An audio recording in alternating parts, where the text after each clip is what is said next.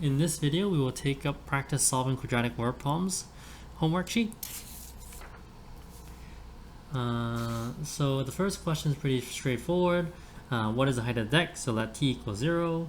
And for 1b, let t equal 2, and then find h.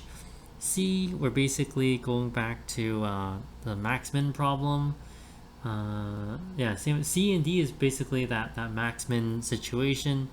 E is pretty good because E, you have to let h equal 200 and then you have to solve that quadratic equation. It's not factorable, so you have to use the quadratic formula. I even drew a diagram to show how I knew that the rocket was above 200 meters. And yeah, you basically subtract the 2 times to find the time the rocket spent above 200 meters. How long was the rocket in the air for? Let h equal 0 and then solve that by using the quadratic formula. Where basically this is the value where it hits the ground, and that's how long the rocket was in the air for. Okay, so what about number 2? 2 was a maximum revenue question, actually. You're solving for the maximum revenue, so yeah, I just used negative b over 2a, and then I calculated the new price, and I actually calculated the maximum revenue itself. Yeah, so A actually doesn't solve for the maximum revenue. They ask you for the number of price increases. Or what increase in the fare, what increase in the fare. So basically, by solving for the number of price increases, you can solve for the how much the fare should increase. For question 3 of that uniform width kind of situation, so basically it's a twist on the carpet question or the rug question, but it's the same idea. Just build the equation, draw the diagram, build the equation, and you're set. Number 4, you have a classic right triangle word problem.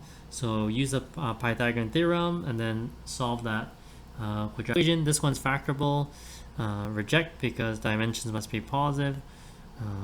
Yeah, so you can solve, you know the legs. I just realized for 3, I missed the let statement. So let's write let x represent width of the, let x represent the width of the strip. And that is, of course, in meters. Oh, no, sorry, it's right here. I missed it. It's right here, sorry. 5, it was a triangle question.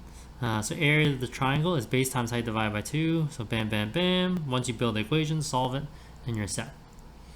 Oh, of course, they want the base. They want the base and the height. So I solve for the height, and then I can solve for the base. One extra step. Question 6.